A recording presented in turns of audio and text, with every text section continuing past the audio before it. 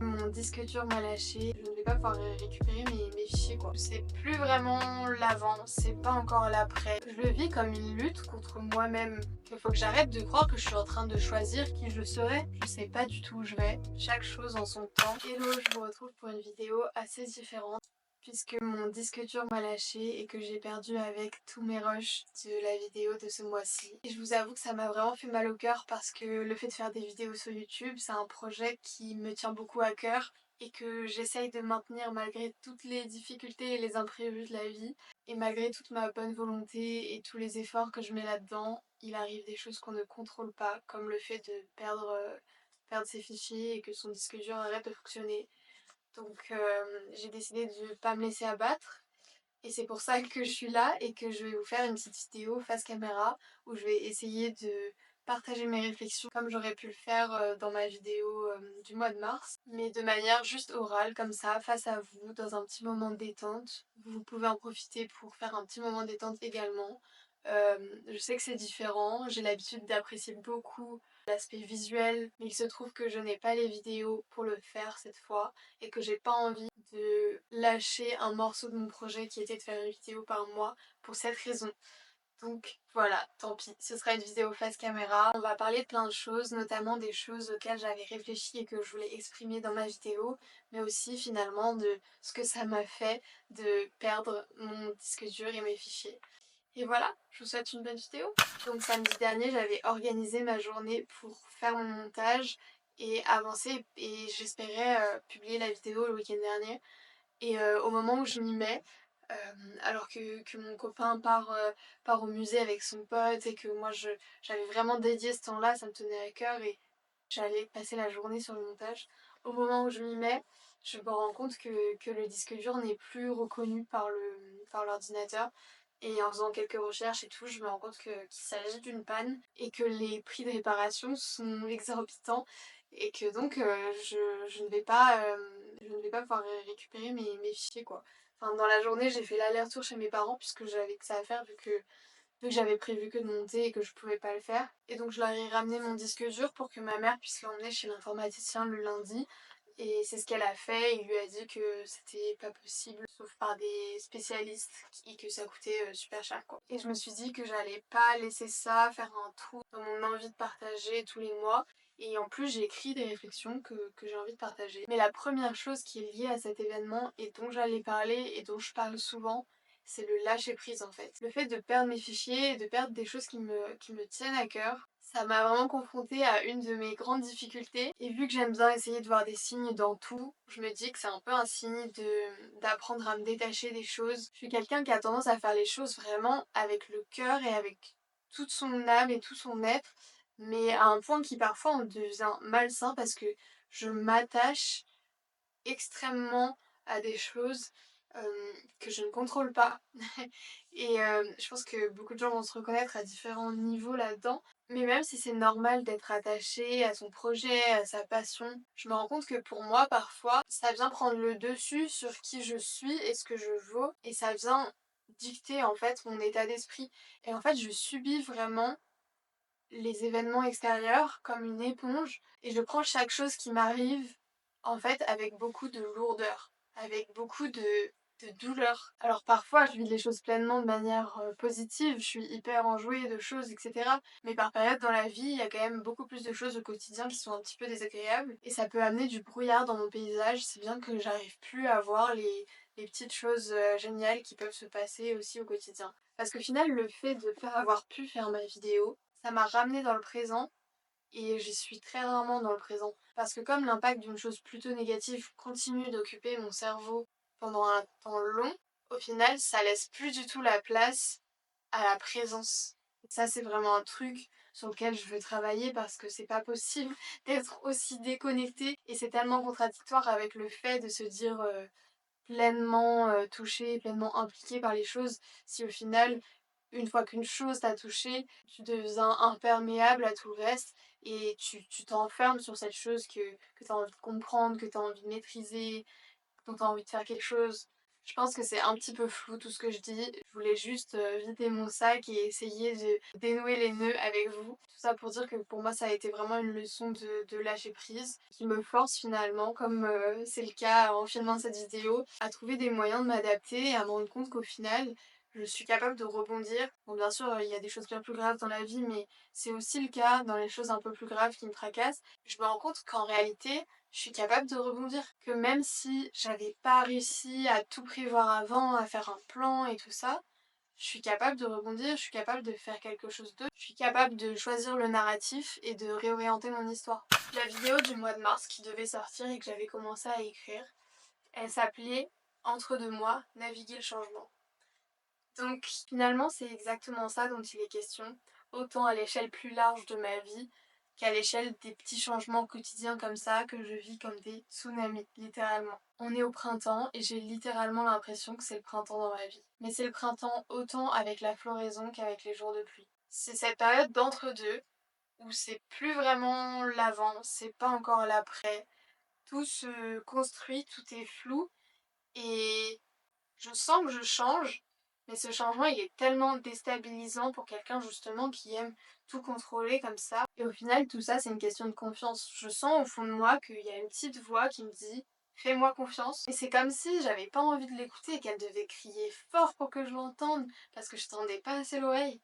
Il y a des moments de silence où je l'entends un peu plus, mais le brouhaha dans mes pensées au quotidien, ça rend impossible le fait d'entendre cette voix. Et ce brouhaha, il est autant lié aux pensées que j'ai que aux méthodes que je mets en place inconsciemment pour me distraire et pour m'occuper le cerveau, que ce soit sur mon téléphone, avec des gens, avec de la musique. J'évite de m'écouter alors que c'est ce que je devrais faire le plus parce qu'au fond, la voix au fond de moi, elle a confiance dans ma capacité à rebondir, comme je disais. On passe tous par des périodes d'incertitude et si vous avez à peu près ma tranche d'âge, on est beaucoup dans ce cas-là parce que c'est une période où on se construit, où on sait pas ce qu'on veut devenir, on sait pas vraiment qui on est parce qu'on n'est plus l'enfant qu'on était mais on n'est pas encore l'adulte qu'on sera. Enfin, moi je me considère dans cet entre-deux-là. Et en fait, il y a plein de manières de le vivre, mais je crois que je le vis trop comme une lutte. Je le vis comme une lutte contre moi-même. C'est comme s'il y avait une partie de moi qui luttait à tout prix pour éteindre cette voix intérieure et qu'on l'entende plus, pour la raisonner en fait, pour lui donner un cadre, pour lui dire mais non, c'est par là que tu devrais aller parce que c'est plus sérieux, c'est plus sûr, c'est plus sécure. Les gens préféreront te voir là, c'est plus accepté. Alors qu'en vrai, on n'en sait rien de ce que pensent les gens. Et même si on le savait, c'est pas censé rentrer en compte dans nos réflexions. Surtout quand il s'agit de se définir soi en fait. On est les seuls à savoir ce qu'on veut et ce qui nous rendra heureux. Mais parfois j'ai l'impression justement que c'est pas clair du tout et que je sais pas qui je suis parce que je m'efforce d'écouter davantage ce que je pense qu'il faudrait que je sois plutôt que ce que je sens que j'aime tout simplement. C'est pas toujours clair, c'est pas toujours un projet très défini, mais justement il faut arrêter de chercher à donner un cadre et juste suivre ce vers quoi on se sent appelé, ce qu'on apprécie sans vouloir chercher à donner un nom, à donner un cadre. C'est difficile aussi parce qu'on est dans un système qui n'aime pas non plus qu'on ne soit pas défini. Moi j'ai l'impression de souvent rentrer en confrontation comme ça dans des espaces où on veut que je me définisse et je me l'impose à moi-même.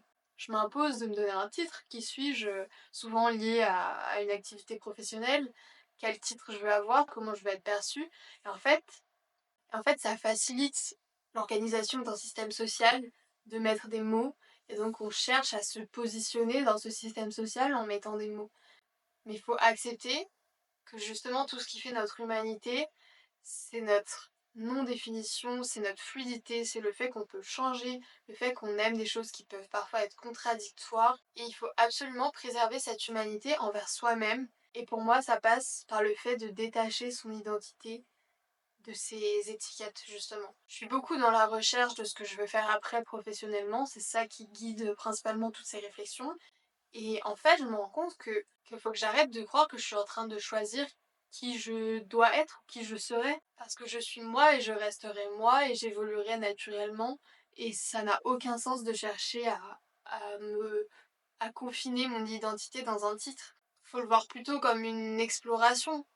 Il y a une partie de moi qui m'appelle vers une expérience et cette expérience m'apprendra des choses sur mon identité. Et jamais mon identité sera mon travail ou ma relation à quelqu'un. Ou... Mon identité, elle est complexe et la vôtre aussi. Et toutes nos identités sont complexes. Et c'est de la torture que de chercher à s'autodéfinir constamment et de s'empêcher d'errer. Je ressens vraiment le besoin d'errer un petit peu. Je pense que je me suis pas laissée assez errer. Et justement, j'aime trop organiser les choses, j'aime trop que tout soit carré. Et j'ai oublié de me laisser être dans ma complexité, dans ma contradiction et dans mon humanité. J'ai eu trop envie de devenir une représentation, de faire de moi-même une représentation de quelque chose qui satisferait mes propres attentes et les attentes que j'ai l'impression que la société a de moi. Spoiler, ça sert à rien. Pour reprendre un peu le fil de mes pensées, je vais vous lire un passage que j'avais écrit. Il faut faire confiance à son intuition, à cette voix au fond de nous qui nous dit tu peux le faire, ta place est là, quelque chose de beau t'attend. Parce que plus on lutte contre cette voix, cette flamme en nous, plus on est en conflit intérieur et plus la flamme s'essouffle.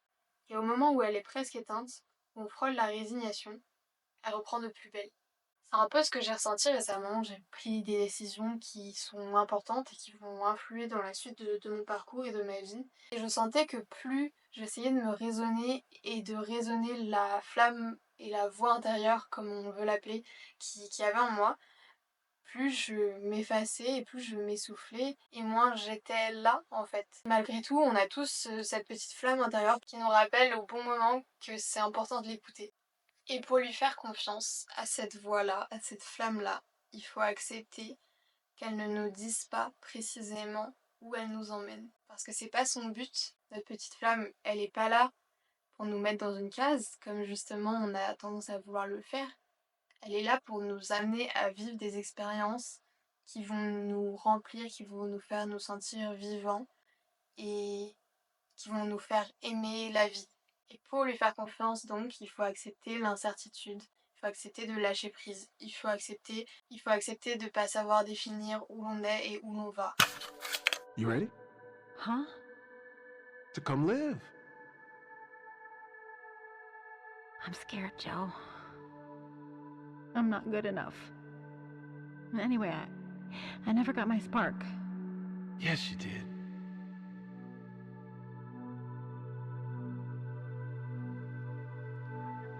Your spark isn't your purpose.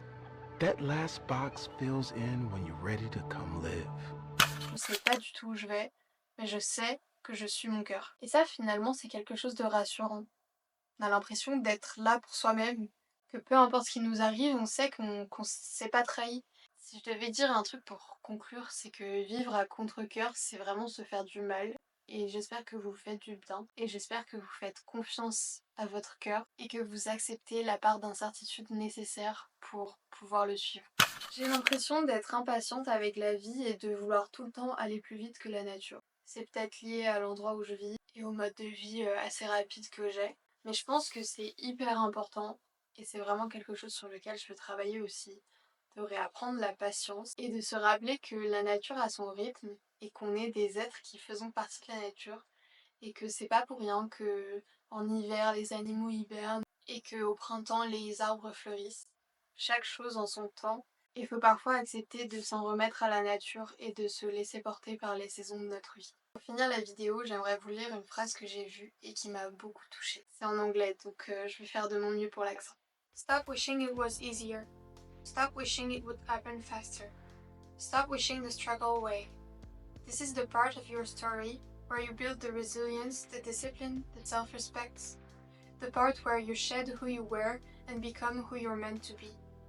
Skip the hard and you skip the growth. Skip the weight and you skip the wisdom. You don't become strong by making the weight lighter. You become strong by lifting it, day after day, week after week. Until one day, you look up at the mirror and meet the version of you you've been chasing all along. On se retrouve le mois prochain avec une vidéo en images cette fois j'espère.